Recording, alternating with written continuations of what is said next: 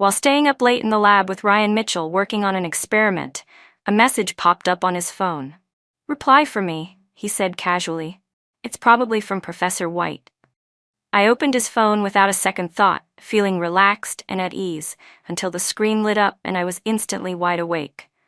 What appeared before my eyes was a mirror selfie of a girl. Her figure was slender, seductive, and she was nearly naked. It was Ryan's junior in the lab, Vivian Chen.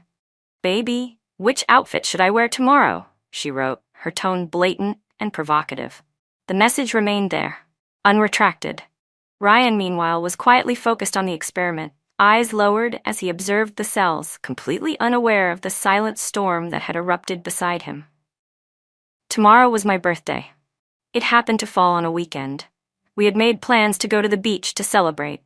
I had taken the time to dress up, full of anticipation for the celebration. And then, right at that moment, I saw that message. I handed the phone to Ryan. He glanced at it during a brief pause in his work and gave a soft, careless laugh. "Wrong recipient," he said. I stared at him for a second, then without hesitation, hit the redial button. The call connected instantly. "Baby, what are you doing?" Vivian's voice was sticky sweet, full of flirtation. Her lips curved in a way that was almost disturbingly beautiful. I turned the camera to face myself. Vivian paused, startled. "Why is it you?" The video froze for a second, but quickly resumed. I'm really sorry," she stammered. "I sent the message to the wrong person. I didn't mean to. I swear I didn't do it on purpose." I didn't respond. Ryan murmured quietly, "Be more careful next time." And just like that, my heart sank to rock bottom. I had known Ryan for 7 years. I knew his character all too well. He was a perfectionist. He despised foolishness, but I wasn't smart. Ever since we got together, I'd been walking on eggshells, afraid that one day he would finally decide to leave me. But he had once held me gently and said, "You're different." Other women had tried similar tactics and excuses with him before. He always saw through them instantly, his face full of contempt. I used to feel heartbroken over it. But Ryan would always reassure me with calm, gentle eyes. "She's not you. That kind of thing doesn't work on me." But today, something about him was different. I could sense something off in his demeanor, some vague impatience. It sat like a weight in my chest, impossible to ignore. I looked at Ryan. "She's hitting on you." My voice was firm. The air froze for a beat. Vivian on the other end stared blankly, clearly not expecting me to be so blunt. Her face turned beet red. "No, it's not like that. Please don't misunderstand, sis. I really thought I was messaging my boyfriend. I made a mistake. It wasn't intentional, I swear." Her voice was trembling, eyes brimming with tears. The bare skin on her shoulders made her look even more pitiful and fragile. Ryan finished up the experiment and looked over, realizing that I was angry. A helpless, indulgent smile appeared on his lips. He hung up the call and gently pinched my cheek. "Yeah, she's hitting on me," he said lightly, as if he were just humoring a jealous child. Before I had a chance to respond, the lab door opened. Vivian walked in. Underneath her oversized shirt, her long, pale legs were fully exposed. "I wanted to explain in person, sis," she said sincerely, though there was a subtle assertiveness in her tone. "That message was meant for my boyfriend. I tapped the wrong contact. I really didn't mean to send it to Ryan. Please, don't misunderstand. If you two end up fighting because of this, I'll feel so guilty." Ryan glanced at her and replied calmly, "You're overthinking it. We're not fighting." Vivian let out a breath of relief and gently patted her chest. "You scared me to death. I'm so glad you two are okay." When I realized I sent that message to the wrong person, I seriously panicked. Girls are sensitive, and I was really afraid you'd misunderstand, sis. Ryan didn't respond. He focused solely on packing up the experiment equipment, giving her no further attention. But the more she tried to explain, the angrier I felt. After all that, I ended up being painted as the overly sensitive and petty one. "Ryan, are you done packing yet?" I urged him, my voice cold enough to drop the temperature in the room. Vivian froze where she stood. Ryan paused, his hands still mid-movement, a slight crease forming between his brows. "Almost. Don't rush," he said quietly. Vivian stood behind him, looking at him with wide, pitiful eyes, making no move to leave. A wave of nameless fury surged within me, just as I was about to lash out. But then I caught my reflection in the glass window, stunned for a second, and then I let it go. There was no point losing my composure over a girl like her. It just wasn't worth it. Vivian's eyes glistened red at the corners as she looked pleadingly at Ryan. "Ryan," she called softly. But he didn't even look at her, and her expression fell. Her pride clearly bruised. All she could do was murmur, "I really didn't mean to," before she turned and left in defeat. Ryan had never gotten mad at me before. He always knew how to manage my moods, how to handle me. He never contradicted me in front of others, even if I was being unreasonable. He would always wait until we were alone, then coax me patiently. "You didn't have to say it so bluntly. You left her no way out," he said, taking my hand. "You didn't used to be like this." He turned to look at me. "What?" I asked, meeting his gaze. "You used to be the one who said these things," he replied. As a top student in medical school, Ryan wasn't naive. There was no way he didn't understand the meaning behind that message. In the past, he would have never let something like that slide. But today, he allowed it. And worse, he expressed dissatisfaction with me because of it. A flicker of doubt flashed in his eyes. Ever since high school, Ryan had been pursued by countless girls, but he had never so much as glanced at any of them. He always knew exactly what they were thinking and never let anyone cross the line. Ryan smiled as he tucked a strand of hair behind my ear. "I was wrong this time. I made it hard on you," he said, lowering his head to kiss me. His breath brushed gently across my skin. "She's just my junior, someone unimportant." He leaned his cheek against mine, brushing against my hair as he spoke with quiet sincerity. "There's only Zoe Fields in my heart." I didn't know whether Vivian had a boyfriend, but what I did know was that she definitely had other intentions toward Ryan. Over the years, I had seen far too many girls like her. But Ryan had never once given them the chance. Until now. I thought the warning I gave him last time had been clear enough, but I never imagined that on my birthday, he would leave me behind to rush back to campus for Vivian. "My junior needs to compete in a research competition. Some of her data isn't matching up.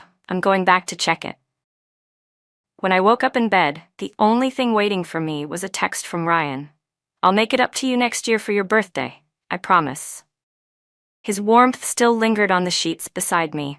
Outside, the waves crashed violently against the shore, loud and unrelenting. This was the first birthday I spent without Ryan Mitchell. It was as if he had forgotten I was competing in the same event. I'd spent a long time struggling with one particular data set and still couldn't figure it out. Dylan Yao was my roommate, and he was also on Ryan's competition team. He sent me a short video clip along with a screenshot. In the video, Vivian was holding a test tube, carefully adding reagents into it, while Ryan stood behind her, guiding her movements. When the chemicals reacted suddenly, it startled Vivian, and she instinctively stepped back, straight into Ryan's arms. "You scared me to death," Vivian said, clutching her chest. Ryan gently patted her shoulder and comforted her in a soft voice. "It's okay. I'll show you."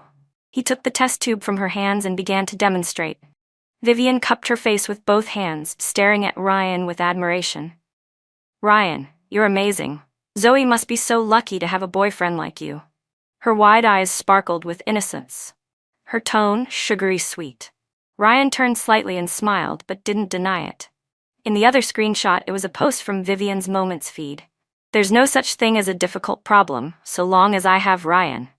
We've got this competition in the bag tomorrow."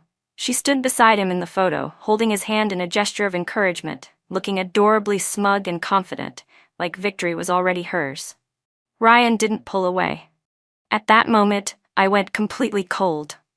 It felt like confidently walking into a test, thinking I'd get a perfect score, only to realize every answer was wrong. My whole body felt like it was boiling with blood, screaming from the inside out. I wanted to reach through the screen and drag that girl to the ground. But after all these years with Ryan Mitchell, I'd already learned how he handled things. He once told me, "Never waste your time and energy on people who don't deserve it." So I calmly saved the video and screenshots, then returned to campus alone. An entire day and night passed. Ryan didn't send a single message. No call, no explanation. The next day during the competition, he entered the venue alongside Vivian. It wasn't until he saw me that something seemed to click in his mind. He looked slightly stunned. "You're competing too?" he asked. I stared right at him. I told you a month ago. He just hadn't remembered. From that moment on, I dominated Vivian in every aspect of the competition. Her research project was weak, her data full of holes and inconsistencies. I won easily. Afterward, Vivian stood in a corner, her face pale, silently wiping away tears. I'm sorry, Ryan. I was so useless. I let you down. Ryan's expression was cold, but he offered a polite consolation. It's okay, you did your best. Dylan, standing nearby, smirked with clear sarcasm. There's no such thing as a difficult problem. Huh, looks like even Ryan couldn't fix this one. It was our home turf today. Everyone from our lab knew exactly what Dylan meant. The air between the few of us grew tense. People began whispering, casting glances. Quiet murmurs spread. Vivian, eyes wide and glassy, leaned close to Ryan, flustered. Ryan, I didn't mean it like that. Someone had taken a screenshot of her Moments post and matched it with a photo from the competition. It got posted to the campus confession page. With Ryan's popularity, it exploded in minutes. One of the top comments said, "There's no such thing as a difficult problem, so long as I have Ryan. Well, no wonder everything she has must be the best. That includes her boyfriend." Another chimed in, "Totally agree. If someone else doesn't want it, neither do I. But whatever they have must be amazing, right?" The campus confession page had always been the center of gossip, and since Ryan was involved, the posts spread like wildfire. Within half a day, the entire campus knew.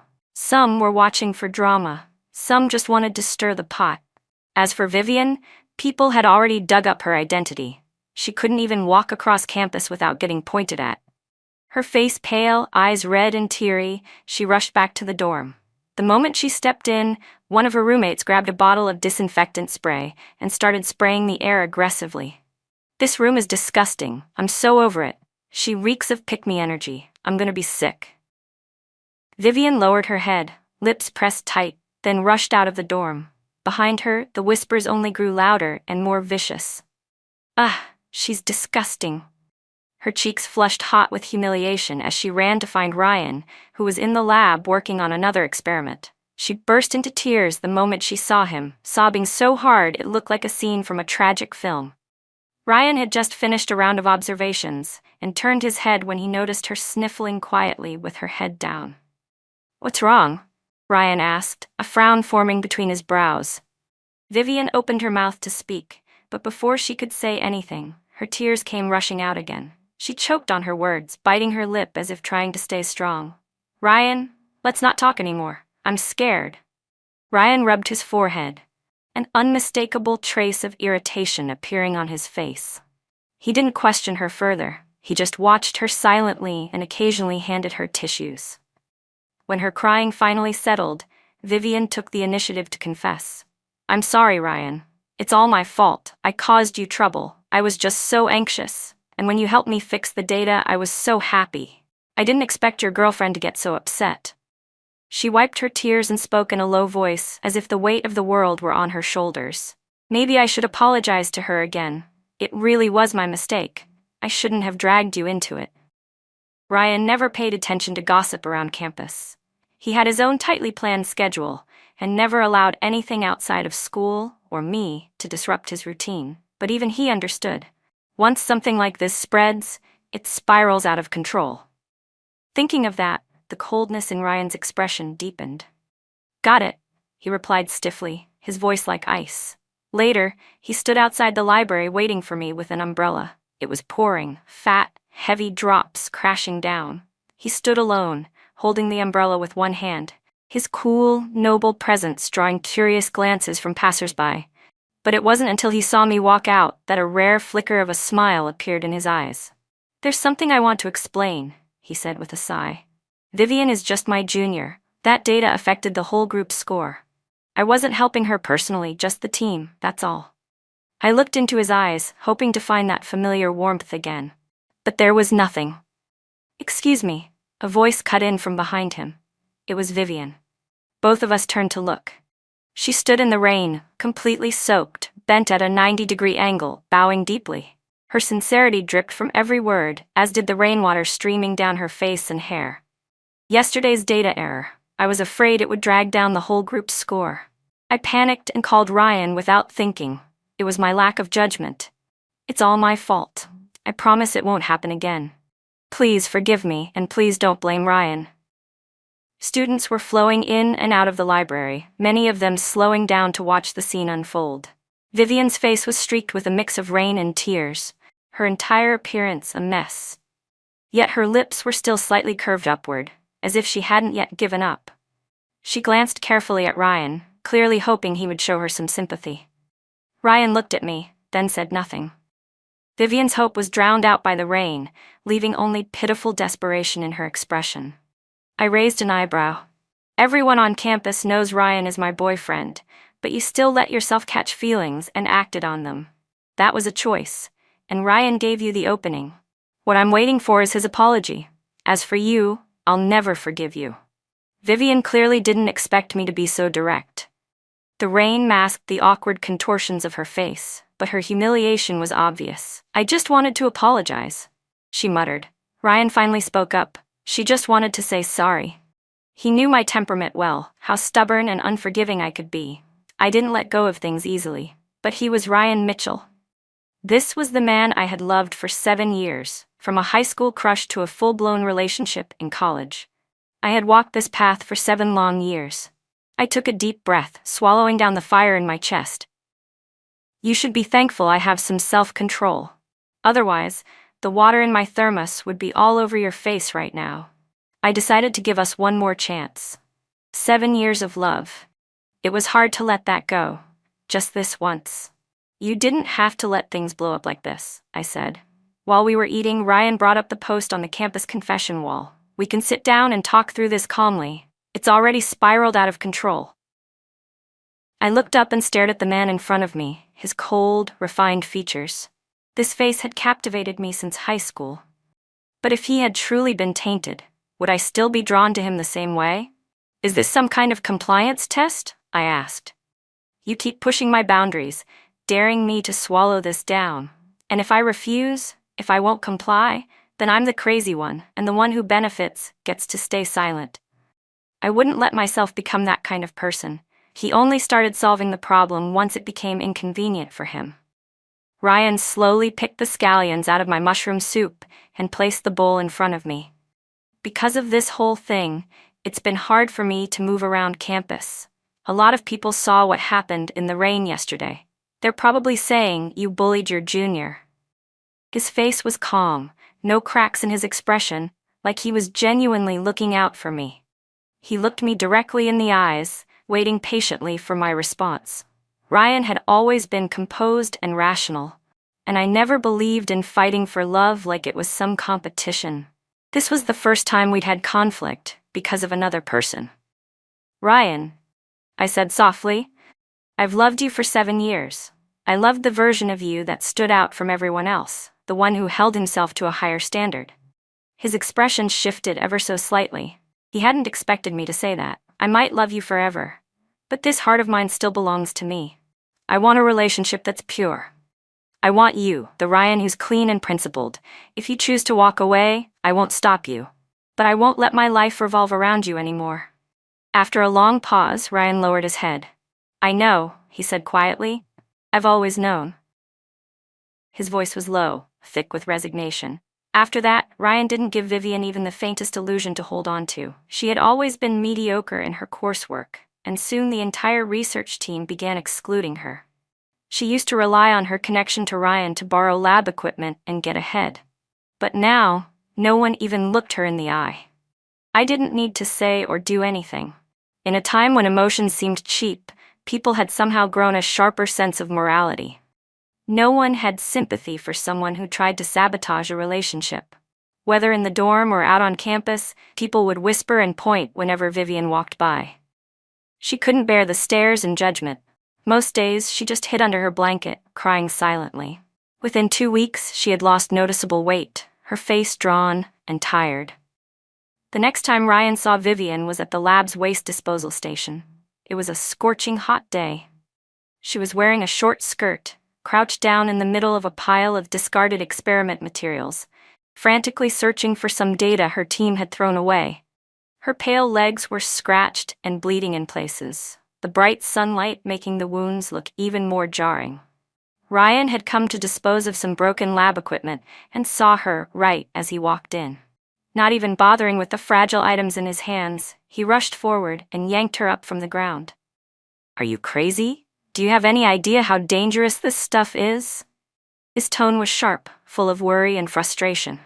The moment she saw clearly that it was Ryan, tears poured from Vivian's eyes. She had always held feelings for him, but because of me, he'd become completely off limits. These past few weeks of rejection and isolation had pushed her to the edge. And now, to be shown even a sliver of care by the man she admired, she looked like she wanted nothing more than to collapse into his arms and cry her heart out. In less than half a month, the once bright and lively girl had withered into someone barely recognizable. Ryan tracked down Vivian's project group. One of the team members gave him a cold, dismissive look. "We don't want data from someone so morally compromised," he said. "Her results disgust us." That was the first time I'd ever seen Ryan truly lose his temper. He grabbed Vivian and dragged her to me. Without a word, he yanked the datasheet I was working on from under my pen and tore it to shreds. The fragments of paper fluttered through the air, blocking out the last trace of light in his eyes. "Zoe, I've already done what you asked. I've kept my distance from her. What more do you want? Why won't you leave her alone?" His voice was sharp. "Bullying the weak, is that how you plan to reclaim your lost dignity?" He stared at me, his expression no longer familiar, consumed entirely by anger. This side of Ryan I had never seen before, and it scared me. His eyes were cold, and the words he spoke next cut deeper than winter wind. "You're cruel and twisted. No wonder you were bullied back then." His words dragged me back instantly to that dark, hopeless time. It was during my second year of high school. Because I was quiet and kept to myself, my classmates isolated me, targeted me. They mocked me with the cruelest words, played ruthless pranks that left me physically and emotionally bruised. They covered for one another, and the teachers turned a blind eye. That entire year became a shadow I could never shake. It was Ryan who put an end to it. He appeared like a hero out of nowhere, standing in front of me, shielding me from every whisper and smirk. From that moment on, I fell hard for him and never looked back. "Zoe, don't become the kind of person I hate the most. Don't make me regret everything." Regret all the years we'd been together? 3 years of secret affection, 4 years of being by his side. And all I got in return was regret. For the first time, Ryan had chosen another woman over me, accusing me without proof, refusing to listen, passing judgment like he already had a verdict in hand. The man I once loved so deeply, who once swore I was his one and only, now used my old wounds like a blade to stab directly into my heart. It was a strange feeling. In that moment, the man in front of me suddenly looked so small, so ordinary. He was no longer the radiant, confident, handsome boy I used to idolize. For the first time, I understood the meaning of betrayal beyond repair. Water once spilled can't be gathered again. A shattered mirror can't be made whole. Ryan personally started assisting Vivian with her experiments, helping her gather materials, borrow equipment, and even pulled strings to connect her with senior researchers. He tutored her himself, answered all her questions patiently. And as for Dylan, who had been on their team from the start, Ryan turned on him coldly. "If you want to talk so much, transfer to another group. I don't want anyone in my team sowing discord." Dylan stared straight at him, fearless. "I've got nothing to hide, but you have no right to kick me out.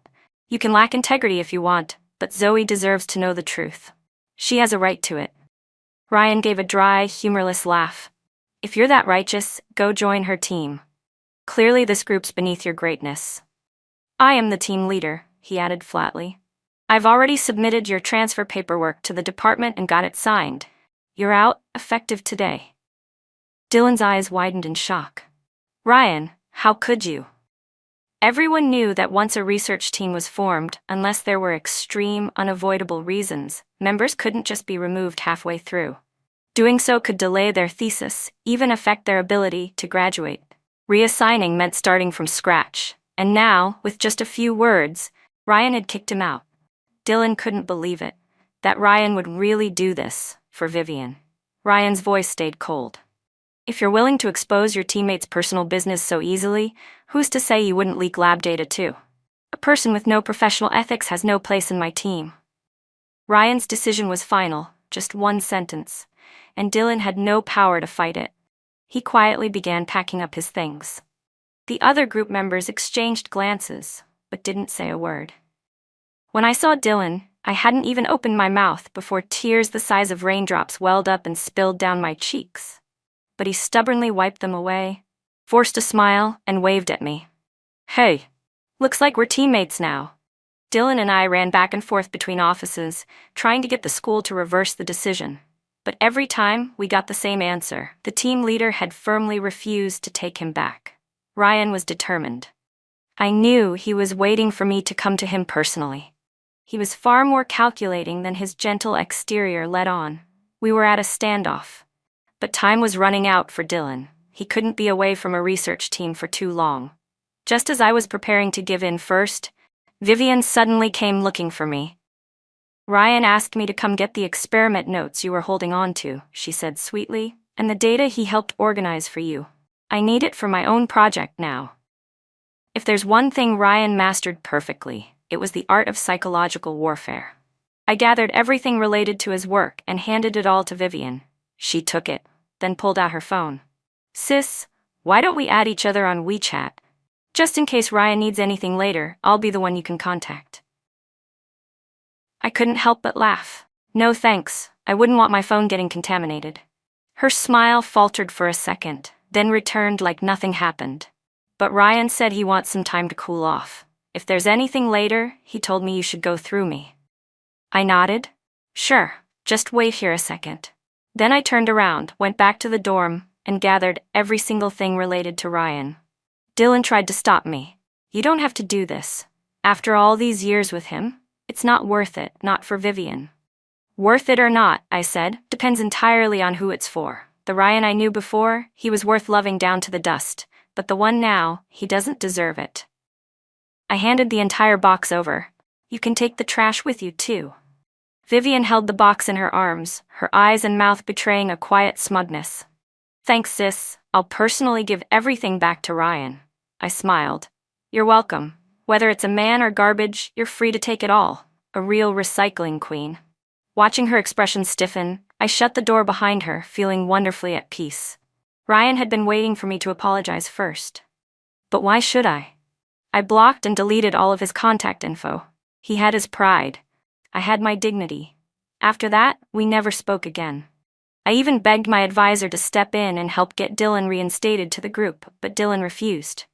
"Someone like him," he said. "Even if I went back, who knows what tricks he'd pull behind my back. That group is doomed anyway.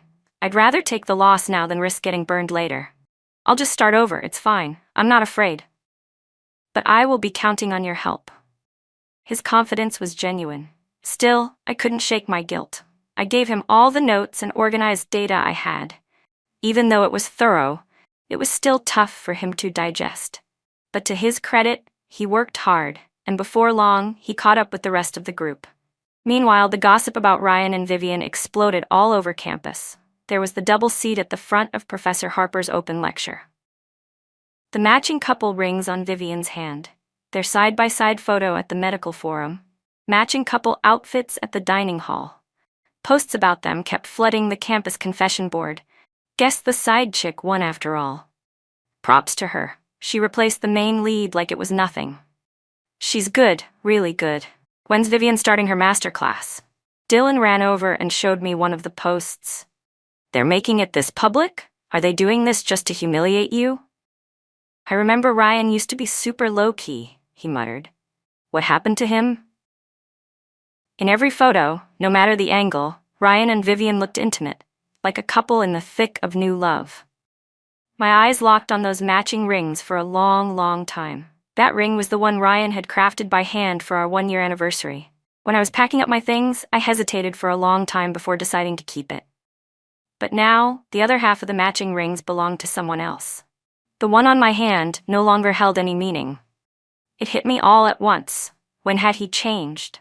Dylan looked at me with quiet understanding, then stepped out, leaving me alone in the dorm. Some truths, when fully realized, don't need to be spoken aloud. And the sadness, intense as it was, only lasted that one night. I didn't have the energy to deal with my emotions, nor did I know how to comfort them. So I just let them spread, unrestrained. By the next morning, I had pulled myself back together. At the time, I was completely focused on preparing for the competitive KLA Medical University Exchange program. There were only 2 slots in the whole country. Originally, Ryan and I had planned to apply together, to work toward it side by side. But now we stood at 2 very different crossroads.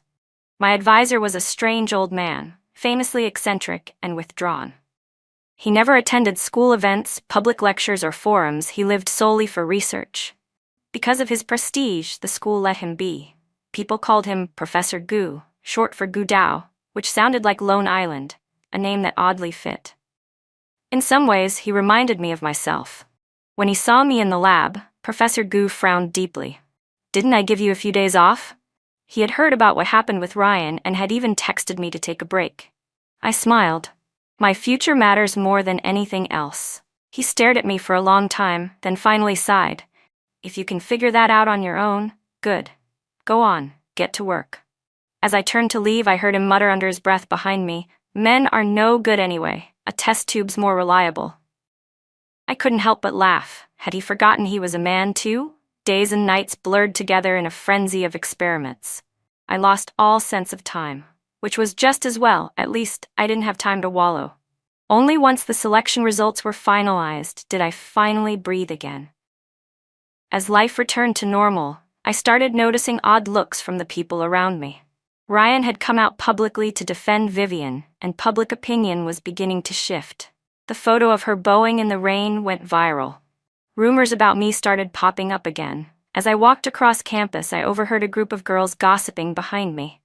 "I told you, Ryan's ex wasn't anything special. Always looked so grumpy. Probably traumatized from being bullied in high school. Now she bullies others to feel powerful." Yeah, and who knows if she even did her own data? Wasn't her boyfriend the one helping her with everything? Correction, ex-boyfriend. I stopped walking, turned around, walked right up to them. "I recorded everything you just said." The girls exchanged nervous glances. "You said I bullied people. Do you have proof? If not, I'm reporting you for slander and defamation." The lead girl panicked. "No, we didn't say anything. It's just what we saw online." She pulled out her phone and quickly opened the posts. Each one was the same, blaming me for bullying, calling me academically dishonest, saying I had nothing but looks, that all my experiments were done by my boyfriend. I went to the academic affairs office. They wouldn't intervene. "It's just a few posts," they said. "Why make a fuss? You're leaving soon anyway. None of this will affect you. Let it go." It felt like high school all over again, when the teachers pretended not to see, eager to sweep everything under the rug. But I wasn't that girl anymore. I wasn't the Zoe Fields from back then. Since none of you wanted to take it seriously, I had no choice but to handle it myself. I took screenshots of all the posts, documented every rumor I could find, and brought the compiled evidence to the police. The officers traced the IP address behind the posts. It led to an internet cafe just outside campus. The security footage clearly showed Vivian's face. It was all very clear. When the police summoned her, she arrived quickly, along with Ryan. "This was really just a misunderstanding between the two of us," Vivian said sweetly. "Sorry for the trouble. Ryan had to come with me." She still carried herself with that same smugness, as if having Ryan by her side meant she'd already won everything. The arrogance behind her words couldn't have been more obvious. Ryan sat across from me, staring hard. His expression was unreadable, the air around him dark and heavy. I looked at them calmly. I had none of the reactions I once imagined I might have. No anger, no heartbreak. I simply accepted, with total clarity, that we were already over. "Since we met, you've always misunderstood me," Vivian said lightly, like she was giving a performance. "I don't know exactly what I did wrong, but I'm still willing to apologize, as long as it makes you feel better. I'm sorry, really. I hope you can forgive me." Her tone was light, but rehearsed. I could tell that spending time next to Ryan had taught her a thing or two about how to talk like him. Calculated, diplomatic. But, at the end of the day, she was still the same immature girl she'd always been. I didn't even bother responding. She wasn't worth the effort, not even the courtesy of eye contact. Vivian's face froze with awkwardness. She looked pitifully toward Ryan, hoping for help. But he didn't notice her silent plea. He just sat there, cold and silent. When the police presented the evidence, a flicker of panic crossed Vivian's face. She tried to argue, instinctively pushing back. This doesn't prove anything. You have no actual proof that I was the one who wrote those posts. She was clearly skilled at twisting words, quickly spinning the narrative so that everything landed on me, casting herself as the poor, innocent victim. But I wasn't a cop, and I certainly wasn't interested in playing her game. Her feigned innocence and fake sweetness completely wiped out the last shred of patience I had left. I originally just wanted a public apology, I said, my voice cold. But now I see I've been far too kind. I don't have the time or energy to go in circles with either of you. I'll let my lawyer handle it from here. With that, I stood up to leave.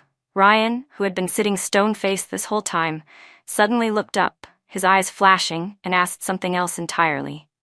What do you mean you don't have time? I turned around and met his confused gaze. I suddenly felt a surge of amusement.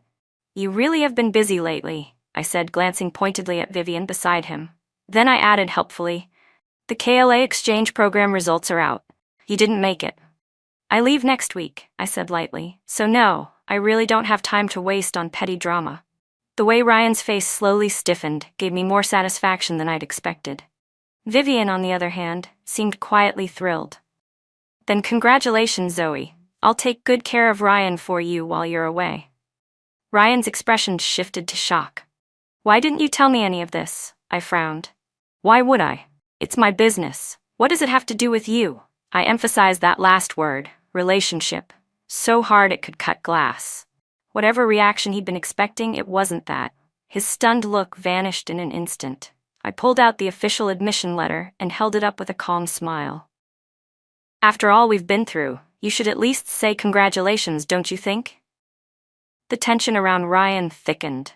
His whole body radiated icy pressure, and it took everything in him to keep his composure.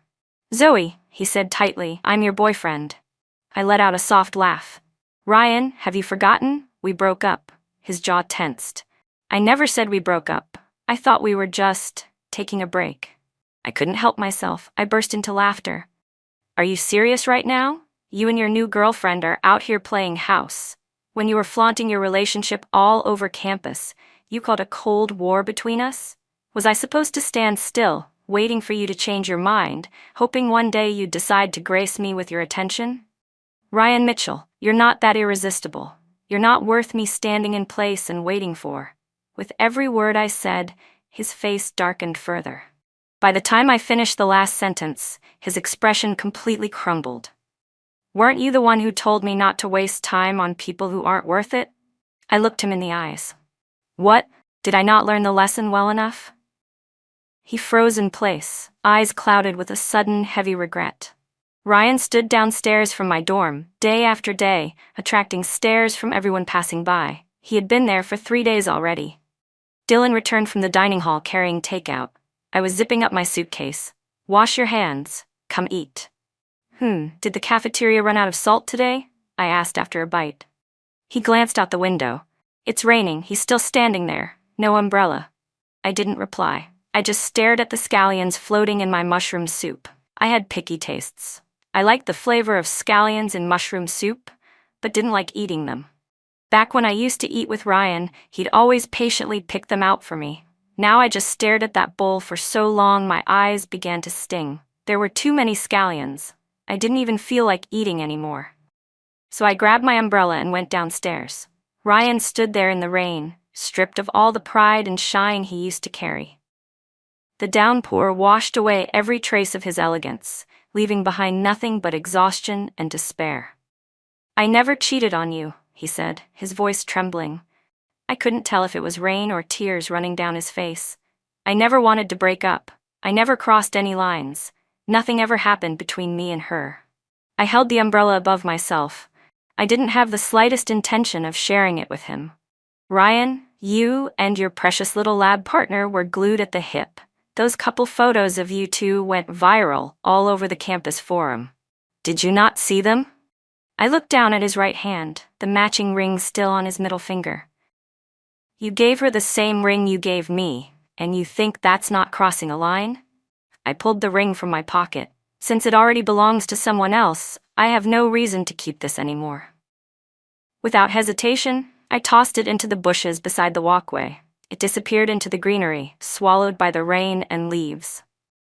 Ryan's face fell apart. Without caring about anything else, he dove toward the bushes. He knelt in the mud, frantically digging through the wet undergrowth. I watched his back as he scrambled, and for the first time I felt absolutely nothing. It was over. Ryan knelt in the mud, lifting his face now streaked and broken by the rain. How can you be so cruel? How can you just let go like this? I stared into his eyes, searching for anything real beneath them. You think I'm cruel? I said quietly. Compared to the day you ripped open my wounds and threw them in my face, I'm still not as cruel as you. He blinked, and I saw it, the moment he finally remembered our last conversation, the words he had spoken that cut deeper than anything. Regret surged in his eyes, wild and overwhelming. Ryan couldn't understand how he had come to this.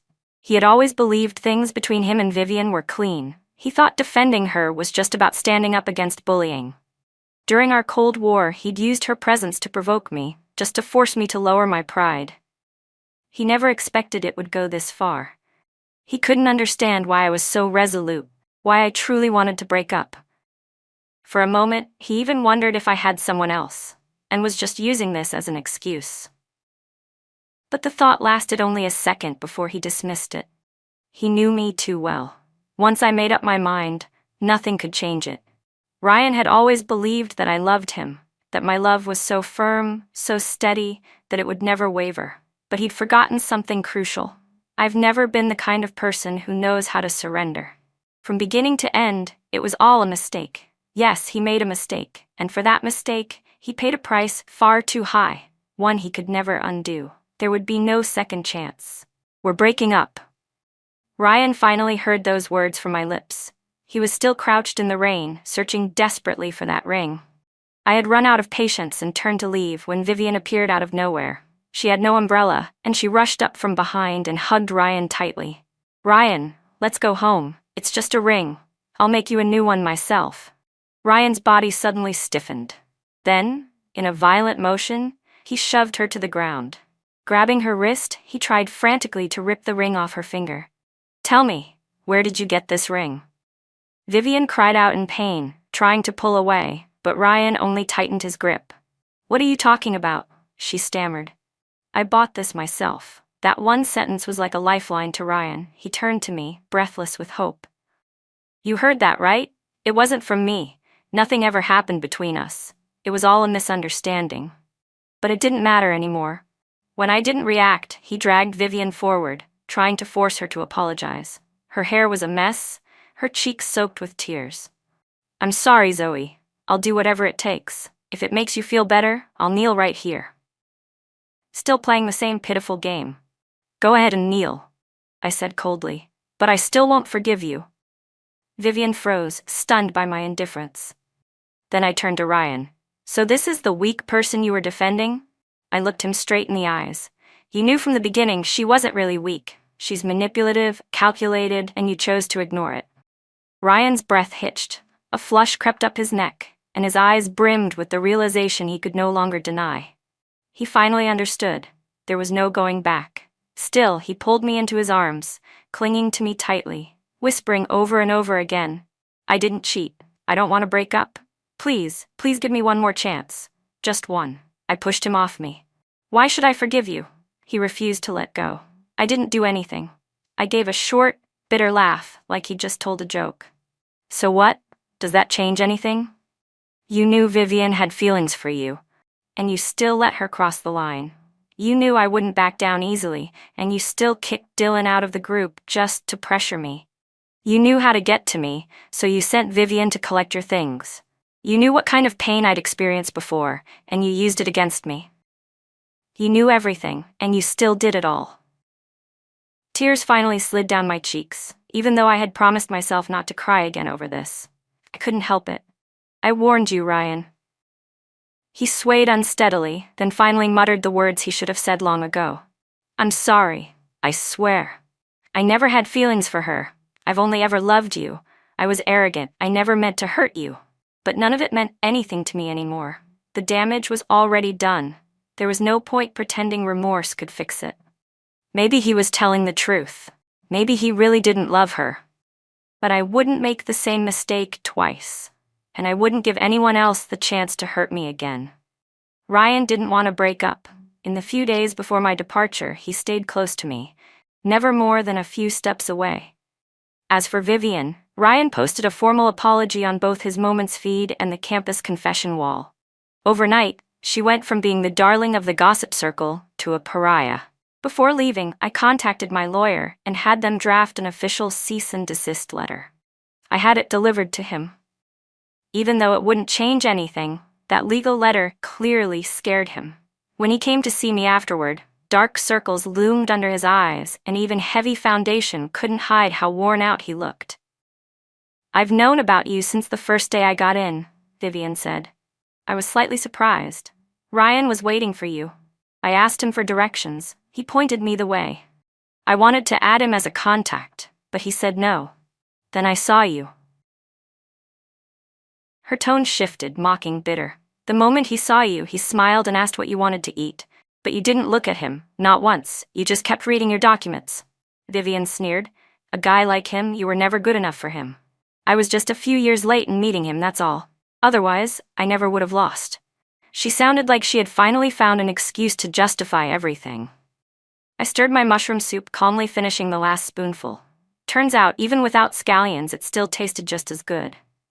My silence clearly infuriated her. Her eyes turned red with rage. "You only used him as a stepping stone. You never loved him. You just wanted to use him to get ahead." I finally looked up. "So what if I did? Who says a woman can't step on a man to rise?" Vivian blinked, stunned. Hatred clouded her expression. "You never loved him." I looked at her with deliberate ease. "No, maybe not, but you did. And did he choose you?" "I didn't love him," I said, "but he was willing to let me walk all over him." "Zoe," Vivian choked on her next words. Her emotions exploded. "What makes you so special? You're cold, weird, always walking around like the world owes you something. No wonder you were bullied in high school. You deserved it." There was still half a bowl of mushroom soup left. I poured it right into her face. Then, without hesitation, I slapped her across the cheek. The sound was sharp and echoing. "No one owes me anything," I said coldly. "But this slap, you owed me. Who the hell do you think you are, dragging up my past?" I stood over her, unflinching. "That soup? I've been wanting to throw it on you for a long time." I handed the entire case over to my lawyer and Dylan and instructed them to pursue the harshest possible charges. Vivian could be immature and arrogant all she wanted, but she had no right to repeatedly trample my boundaries. She needed to understand, actions come with consequences. Ryan finally realized there was no path back. Quietly, he agreed to the breakup. He eventually found that ring I had thrown away. He threaded it onto a string and wore it around his neck. The night before I left, he invited me to dinner. "A final meal," he said hoarsely. "Our breakup dinner." It was a quiet meal. When the server brought over a bowl of mushroom soup, Ryan took it and gently picked out all the scallions. I watched his slender, steady fingers tremble more and more until he finally broke down, sobbing quietly. I didn't touch the soup. We parted ways respectfully, said our goodbyes, and that night, our 7-year relationship ended. 1 year later, Ryan was accepted into the KLA program as well. He still wore that ring around his neck. He stood in the hallway with his signature calm demeanor and instantly caught everyone's attention. Our mentor, noting that we were both Chinese, assigned him to my study group. After class, some nosy classmates pulled me aside, whispering excitedly, "That new guy Ryan, right? You know him?" I smiled faintly and replied, "Sort of." They gave me a knowing look. "I thought so. The way he looks at you, it's not just classmates." I didn't say anything else. I just focused on the paper in my hand. Ever since Ryan joined, something subtle shifted in our group's dynamic. He had gone back to being the quiet, reserved man he used to be. He carried himself with quiet politeness, never raising his voice. Always respectful. But if you looked closely, you could catch the faintest tremble in his hands, an obvious sign of how much he was holding back. During breaks, he would occasionally chat with Dylan. The court's verdict for Vivian finally came through. 1 year of prison, plus a civil fine of 50,000 yuan. I knew that was already the best outcome my lawyer could fight for. Vivian was expelled from school the moment she got out. She tried to protest, but it was useless. Schools have the right to expel students who break the law. As for Ryan, he didn't even get a chance to intervene. He ended up standing at the school gate holding up a big cardboard sign until the police came and took him away again. For a man, she'd thrown away her future, everything. She bet everything on one man and lost it all. Vivian didn't keep up the act for long. She completely gave up. She tried finding work, but no one wanted to hire someone with a criminal record. In the end, she had to go back to her hometown and got a cashier job at a supermarket. Ryan grew increasingly silent. The only time his cold, unapproachable demeanor cracked was when he saw me. One time, when we were eating out, he ordered a bowl of mushroom soup. He reached out to remove the scallions, then paused, realizing we were abroad now. The soup didn't even come with scallions. On my birthday, I received an exquisitely wrapped gift. The hand-carved craftsmanship was clear. It had been carefully prepared. I returned it immediately. Ryan looked devastated, refusing to take it. "This is what I owe you," he said. "I don't need it," I replied. "We cleared our debts the day we broke up." His eyes turned red in an instant. He stood there, helpless. He opened his mouth, about to say something, but I stopped him. "You don't need to, Ryan. I don't need it anymore." Life doing research abroad was exhausting. Even so, I was happy to pour all my energy into the lab. After all, when I return home, I want to contribute something meaningful to my country. I always thought that was the end of it with Ryan. Honestly, his constant shadowing annoyed me. He thought everything he was doing could win me back. In his mind, no matter how cold or cruel I acted, it was just a tantrum. Sometimes I wondered, how can a man be so confidently delusional? And if I could be even half as blindly confident, I might already be incredibly successful. One day, while I was zoning out in front of the police station, Ryan showed up, bloodied and breathless. He'd chased down a thief who had stolen my bag. I was stunned, but also slightly happy to see my bag again. My ID, my sponsorship documents, my lab access pass were all inside. Following the path of the bag upward, I saw Ryan's battered face. "Check if anything's missing," he said, panting. "I chased that guy across 3 blocks to get it back. Lucky I was already planning to walk you home. I was worried about you going alone." I wasn't sure how to describe what I was feeling in that moment, but part of me was afraid of Ryan's kind of devotion. "Thank you," I said. He walked me home. He'd taken a real beating to get my bag back. The least I could do was bandage him up. While I was tending to his wounds, he started crying. "These past few days, I've been thinking a lot," he said, his voice cracking. "God, I've been such an asshole. I was selfish. I wanted you all to myself. And whenever I saw you hurt or jealous because of me, I felt victorious, like I'd won something. You're just so incredible. I was always terrified you'd leave me. When I was helping Vivian, it felt like I was seeing the old you. When I protected her, I told myself I was protecting the version of you from the beginning." He spoke slowly, clearly, like each word was a confession, not just to me, but to himself. "I'm sorry." The night wind was strong. The windows rattled in their frames, but inside I finally felt at peace. "Ryan," I said softly, "I saw you when Vivian was arrested." He nodded. She said she felt like someone drowning who'd latched onto the only piece of driftwood she could find. "She just wanted to possess you, completely." He said he had no choice but to use certain tactics to get your attention. Even if they weren't honorable, he didn't care. He just wanted you to notice him. I gave a small laugh. "I don't know how you think you saved him, but Vivian really did disgust me." I looked at Ryan's eyes, slowly reddening. "I forgive you," I said. "But Ryan, don't come after me anymore. Don't disturb me again." After Ryan left, I started packing my things to return home. As I folded my clothes and sorted through the last few drawers, memories of the past few years came flooding back.